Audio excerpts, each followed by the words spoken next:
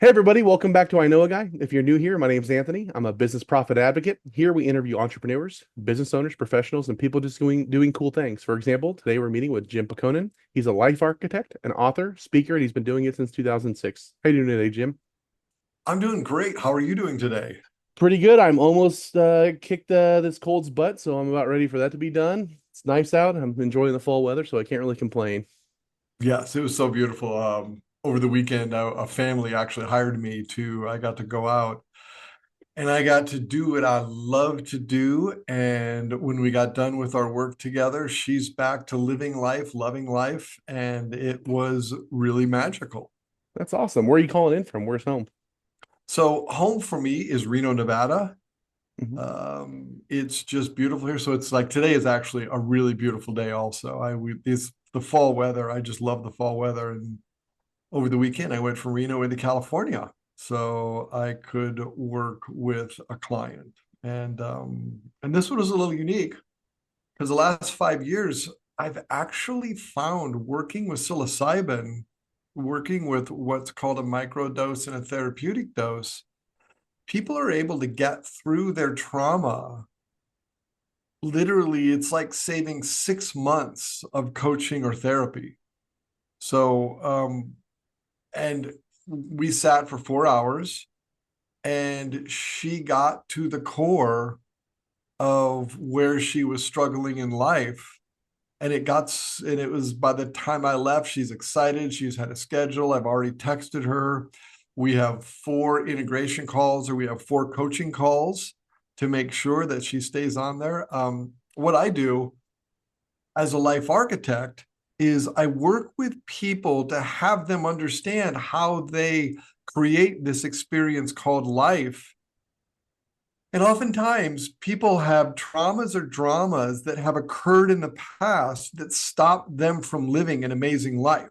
My company is called Amazing Life Design. And one of the things in the about 18 years that I've been doing this, one of the things that I know when you deepen the understanding of how you got to be exactly where you are, you can change the direction of your life. For example, I was working with one person that, and this is the person that is my, it's like as a coach, we all, as a coach or a therapist, you all have that one person that is their miracle child. And this person had been having nightmares for 23 years, had not been able to sleep through a night. We had one 45-minute session, and he now has not had a nightmare in 6 years. Now, I was working with him when he was in an addiction recovery center. So technically, because of my agreement with the center, I couldn't work with him for 1 year. And on day 364, he called me. He hired me for himself. He's also hired me for a number of his companies where I work with their management team. And their increase, depending upon the company, has been has been a 300 to a 1,000% increase in business. And so he's growing, his staff is working together. But as a coach, I work with people who are just struggling in life.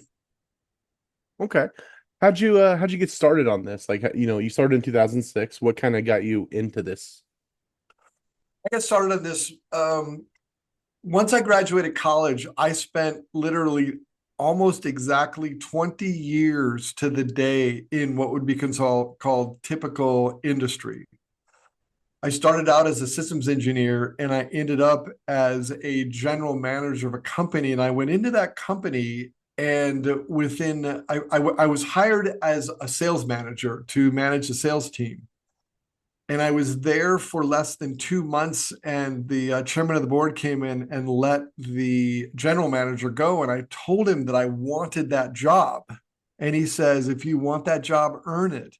And in 2 weeks, I brought a job in, and this was in 1999. I brought a job in that the construction was underway. It was in the construction field. I was a temperature control subcontractor. I brought a job in. I picked up the temperature controls for the facility. I picked up the process controls for the facility. I picked up some other ancillary wiring. So all of a sudden, our people were very busy right now, and our engineering department had to get going. And in the next 9 months, I tripled the revenue, and I kept it that way for the entire 5 years I was there. And then in 2003, 2004, I kind of left. I had to clear out my own trauma, and I'd been working on clearing out my own trauma for about 15 years. And it took me another few years. So I started coaching in 2005, and I was really healed by about 2008. And then in 2009, 2010, I actually went to a coaching academy. And around that time, I also started doing a lot of work in addiction recovery, because the trauma that people feel in addiction recovery when they choose to get sober, it's incredible. And then I want to say, and I did that very successfully. I worked at the time I was living in Salt Lake City, Utah. So I worked up and down the Wasatch Front. I worked in recovery centers, and I ended up working in one of the top 5 recovery centers in the country. And I became their spiritual wild card. And there I worked with their high profile facility. So I was working with people that were paying almost 6 digits a month to get recovery. And I would go in and I earned the ability to work with people one-on-one. And I often, if they had a tough nut to crack, they would send me in there. I would crack that nut for the therapeutic team. And then there are times that after that time, I would pick up clients. So I have a deep understanding of how the mind works, and especially how it works around trauma. So that's what I bring to people, is the ability to bust through their trauma, and where it was a wall that stopped them, it becomes literally a stepping stone that has them move forward. Okay. That sounds awesome. So what's your favorite thing about what you're doing? You're obviously doing a lot of good things, but if you had to pick one. Oh, if I have to pick one, Yeah. I'm going to attempt to pick one. It's so here's my favorite thing. About a third of my clients are teenagers, usually. And when a teenager goes from being very frustrated or considering taking their life, and I'm able to turn their life around, and years later they come to me and they say, remember when we worked together, and remember when you said this? And I don't remember exactly what I said, but they thank me for assisting turning their life around. So the number one favorite thing I do is assisting teenagers to turn their life around and actually become incredibly successful in life. Okay. Yeah, saving lives definitely up there with best things you can be doing. So yeah, Right. I can get on board with that. So you've been doing it for almost 20 years now. What's something that you would do different today if you were starting over today? So in one of the biggest thing I would do different is in when I took my second year coaching academy, there was a speaker there who basically poo-pooed goals. You don't need any goals. You just got to go out there. And the one thing I would do differently is, it's what I do now, is I set goals. I've actually begun marketing. I wish I would have begun marketing to the extent that I'm doing marketing now, 10 years later. I wish I would have done that 10 years ago.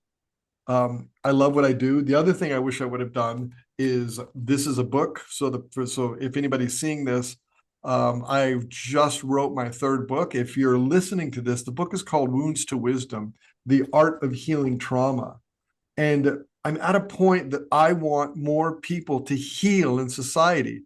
So I took probably 90% of what I do with my clients and I put it in a book. And there's also a chapter there with some of the superstars.